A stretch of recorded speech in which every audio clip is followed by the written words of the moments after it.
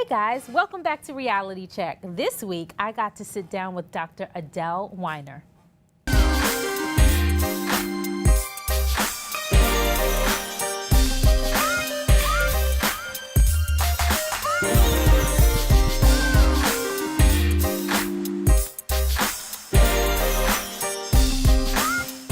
Okay, so for those of you who don't know me, it is important to understand how important education is to me.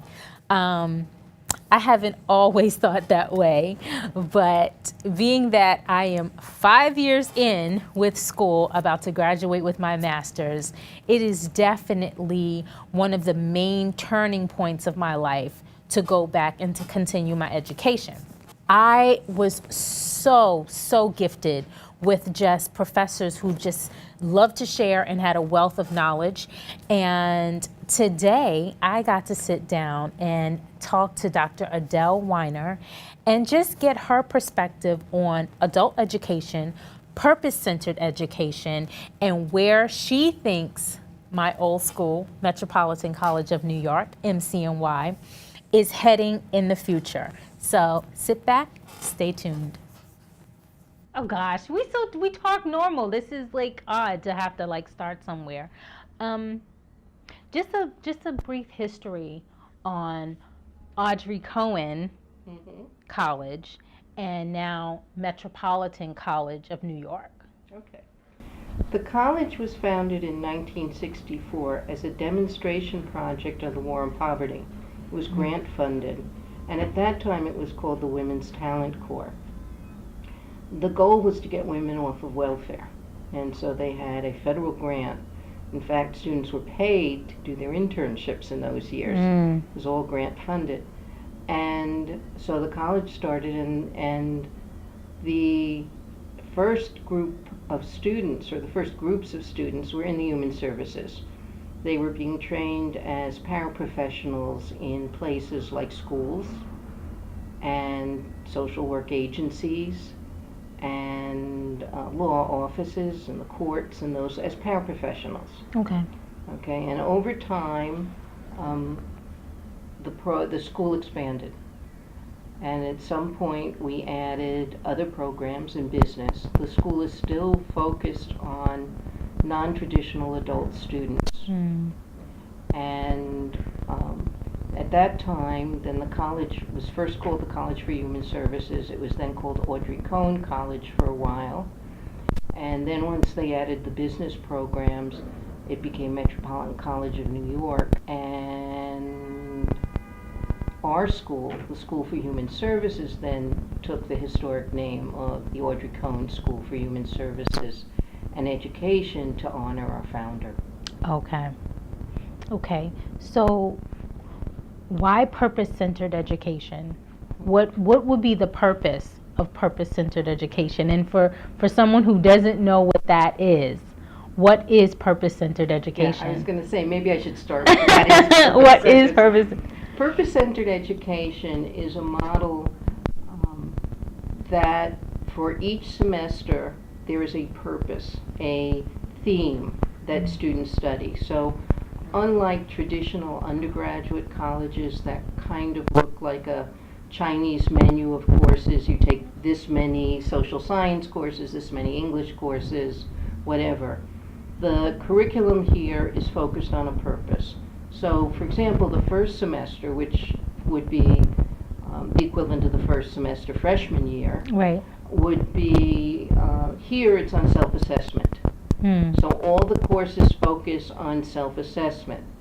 And each semester students also do a project called the constructive action. That is a activity in the real world. So they take their classroom learning and apply it in the real world. Okay.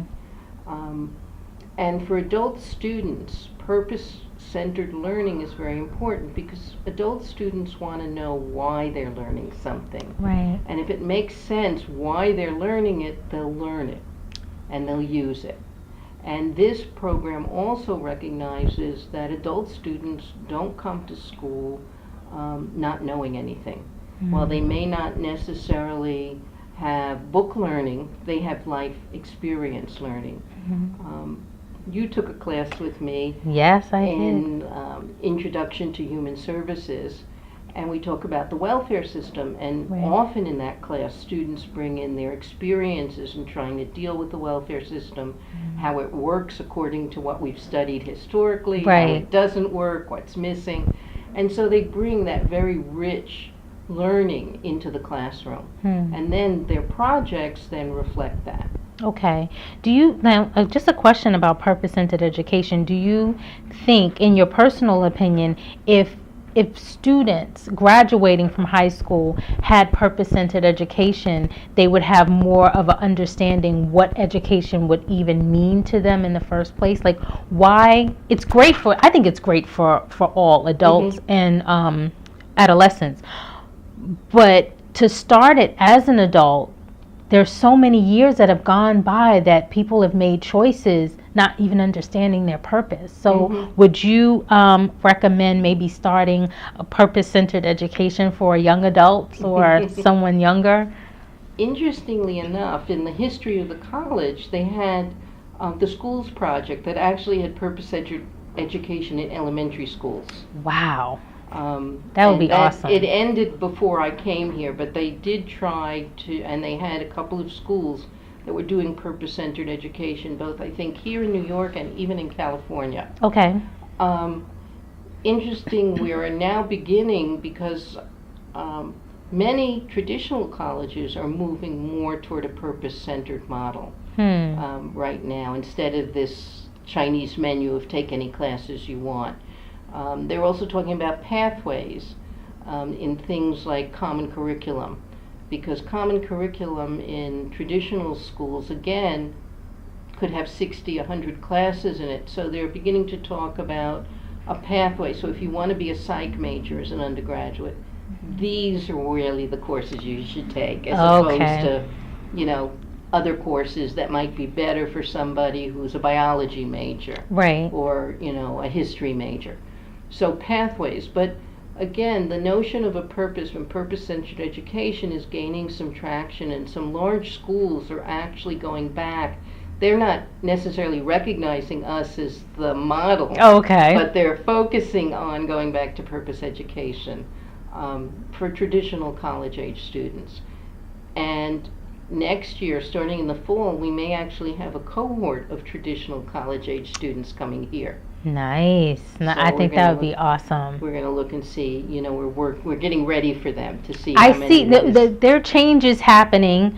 I'm feeling a certain kind of way. I feel like this is home for me, this location, but I see boxes are being packed, so you all are moving. Yes, we are. Okay.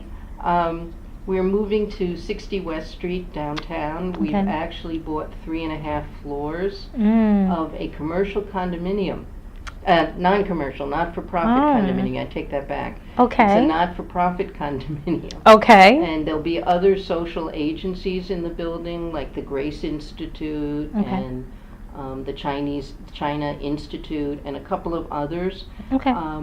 And so there'll be opportunities for students to do field placements. I was gonna and say CAs, internships. Oh, yeah, great. in other agencies Okay. that we're related to, and there's also going to be opportunities for us to do projects with some of the other, you know, if you apply for a grant, if 2 or 3 agencies work together applying for a grant.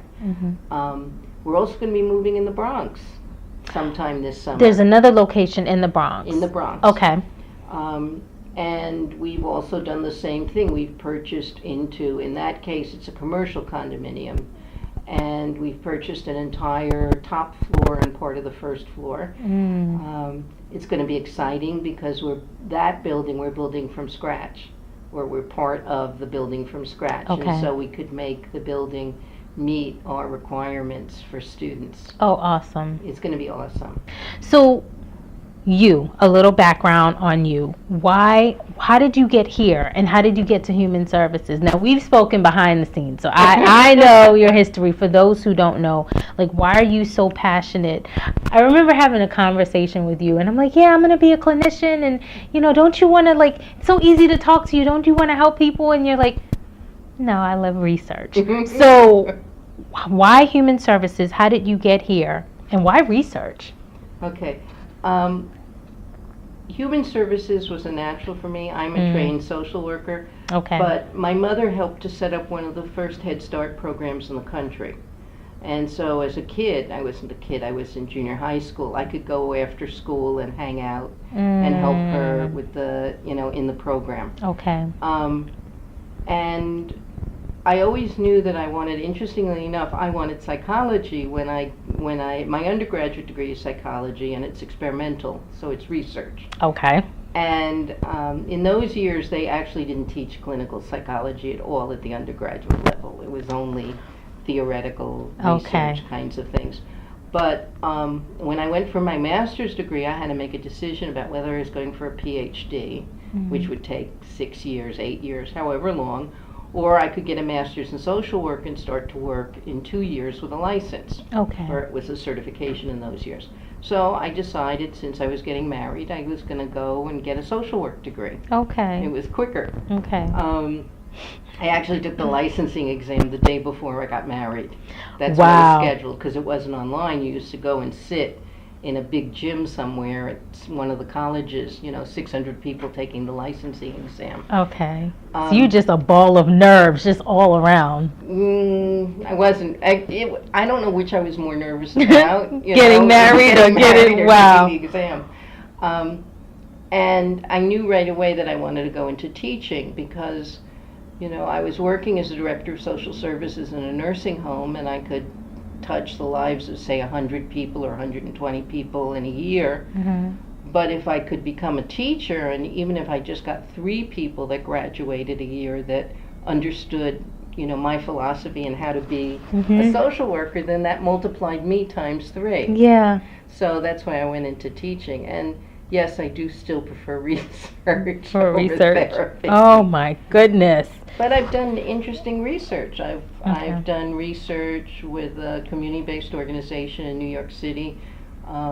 That was the largest organization at one time, providing HIV outreach and prevention to street walking sex workers. Okay. And I've done some work doing evaluation for that agency and also for the SAMHSA agencies, again, still with AIDS, and looking at how people respond to the kinds of interventions that the government offers. So that's where your heart is. Yeah, if AIDS disappeared off the face of the earth tomorrow, I wouldn't be upset. I Right. would find another area to research. Okay. Okay. And now you're here. Now when I started, you were my professor. Now you're the dean. Wow. How does one, clearly consistency, dedication, hard work, empathy, understanding in this field would lead you here. But what was your path to being a dean?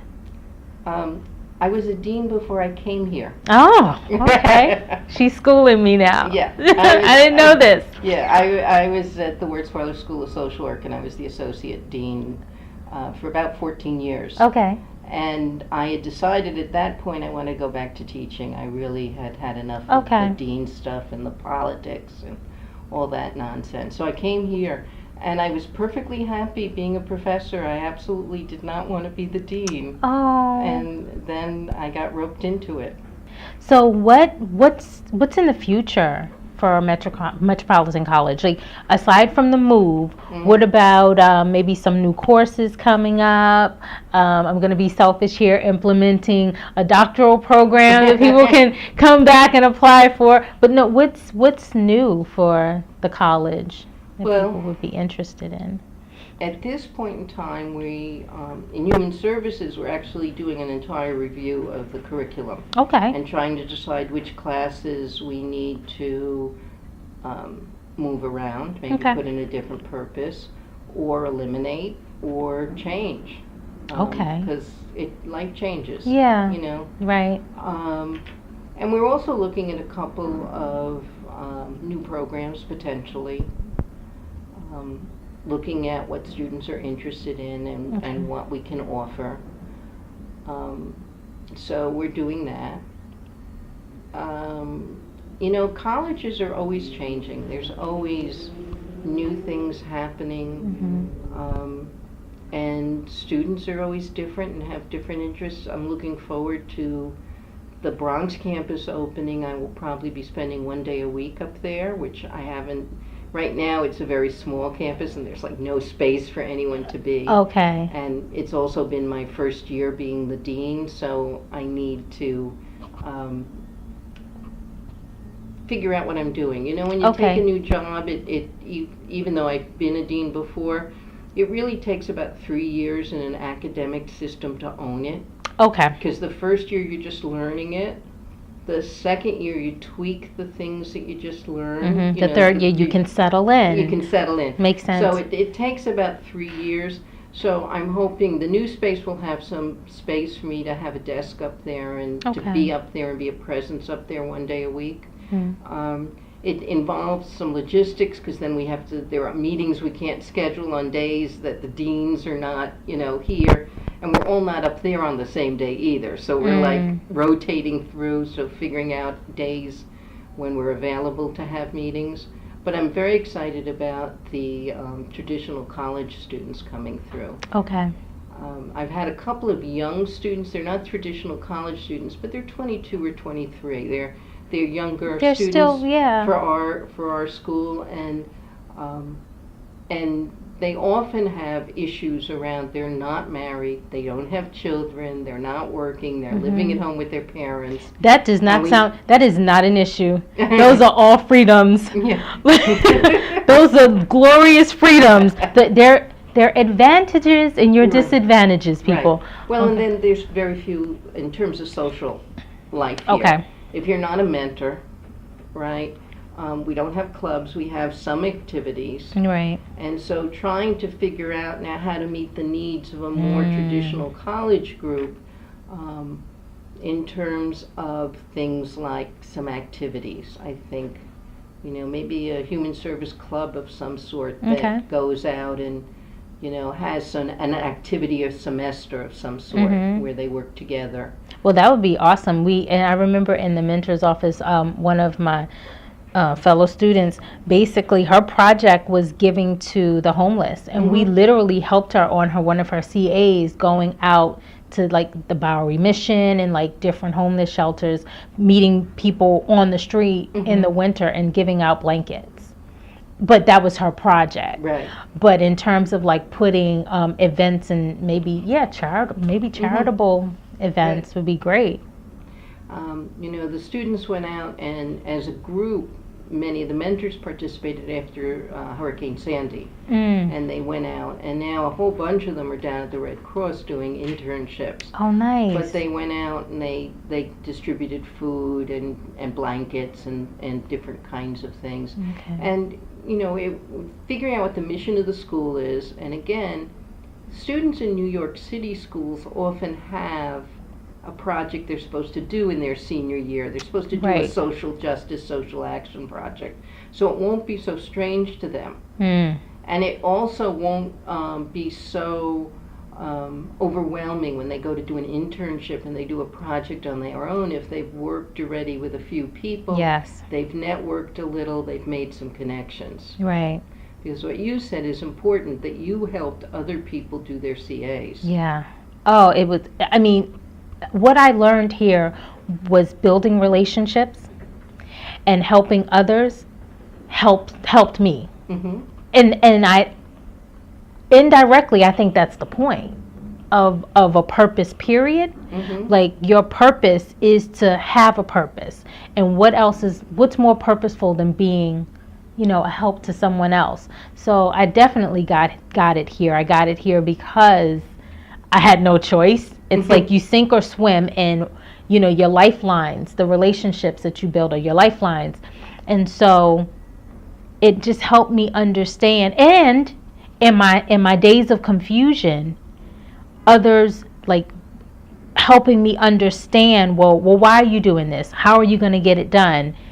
It actually created a map for me on all of my projects. And now I've taken my projects with me internally.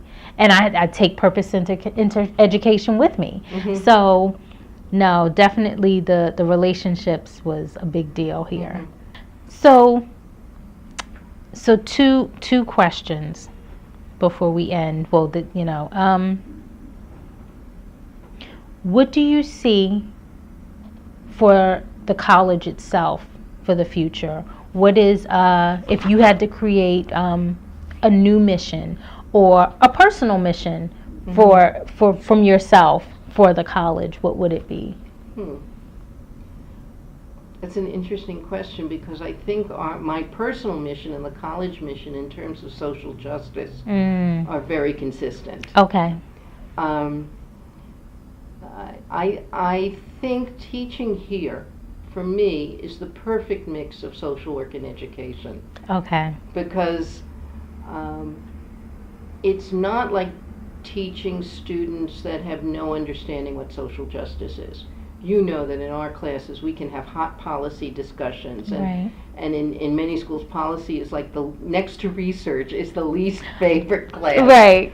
of students in social Right. work or human services. You can't get away from it. No, you can't. Right. Get away from- But policy here is exciting because people have lived with those policies. They know the effects of those policies. Or even if they don't realize it, it brings it to light, and it's like, Mhm. oh, Right. right. You Oh, know, yeah. we'll have discussions on things like foster care policy in a class, because people have been foster parents, people have been foster children, Right. people have been parents who've had to give up their children to Right. foster care, and it's a much richer conversation than having a simple academic Right. conversation. So I think, I truly support the social justice mission of the college, and I really see, because again, I'm not teaching the clinical classes. Right. I'm teaching the political, the economic, the policy kinds Mhm. of classes, getting people to be informed citizens, to participate in the election process, to understand the issues that are involved and not simply the sound bites that come over the radio. And so someone says, this or that or this or that, and someone says, I'm voting for this person, and I'll say, why are you voting for that person? Right. And they don't know. And I'll say, tell me one thing that you like that they've done, why you're voting for them. So I think that whole piece of it to me is really exciting. So I don't think I would rewrite the mission of the college. Okay. And my personal mission has always been social justice. I work with people affected by AIDS, helping them earn money to send their kids to school. I mean, that's the biggest issue with some of the people that I work with, is having the money. They're South African, but the public school system, they have to pay for their kids to go to school. Right. And it's a lot of money. AIDS epidemic has hit South Africa, so there are grandmothers caring for grandchildren, and large numbers of them, and they can't afford to send them to school on their grandmother's, what's called a grandmother's allowance. Okay. So, that kind of piece. So the research piece is important, because the agency that I worked with for years, we testified on the research that we had about certain things. We've actually gotten some stuff into the AIDS prevention guidelines for New York State from our research. So it makes a change in people's lives. It keeps them safer. And that to me is really important, that people should be safe, that their needs are met, that they're respected, that they have Right. self-determination, they have choices And in their life. empowered. Empowerment, Yeah. yeah. Okay. Well, thank you so Thank much. you. I love the fact that I could come and steal your time. Anytime. right before the move. Right. I did this purposely, though. I mean, no, I didn't procrastinate purposely. I wanted to make sure the interview was purposeful, because I wanted to make sure I got this location. This location is a part of history and a part of my personal history. So it was very important that, I did a piece on the reality and the importance of education. And and building a foundation where you go, not just going to an institution because it has the right name, or that's where your family wants you to go, or it's close by, but looking at a program that makes sense for you. And then building a foundation and building a family. So it was purposeful that I'm here, and I'm just so grateful. Thank you so much. Yeah.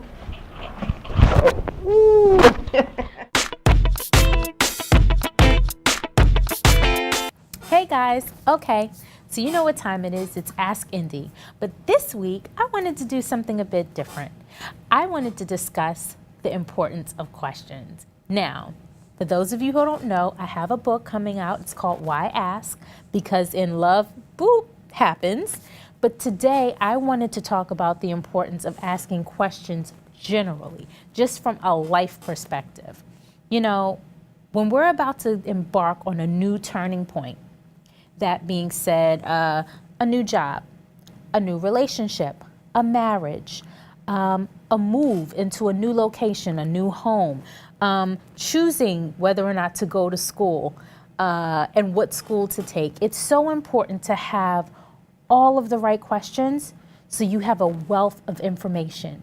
You don't want to go into a situation blindsided. You don't want to go into a situation not knowing if that situation is right for you. That's the importance of asking questions. It really and truly is. I'm honored to say at Metropolitan College of New York, I got those opportunities. I went there, I asked questions, and it just helped me grow as a person. It wasn't just about the books that I read and the tests that I took and the papers that I handed in. It was about, why am I doing this in my life? Where am I going with this? And how it's going to be purposeful. And that's the purpose of not only purpose-centered education, but just understanding your person, your purpose in general. So I just think it's really important to ask questions. Thank you for tuning in this week, and I will see you next week on Reality Check. If you'd like to find out more about Reality Check and Indy, then please follow me on all my social media handles and it'sindyonline.com. Thank you.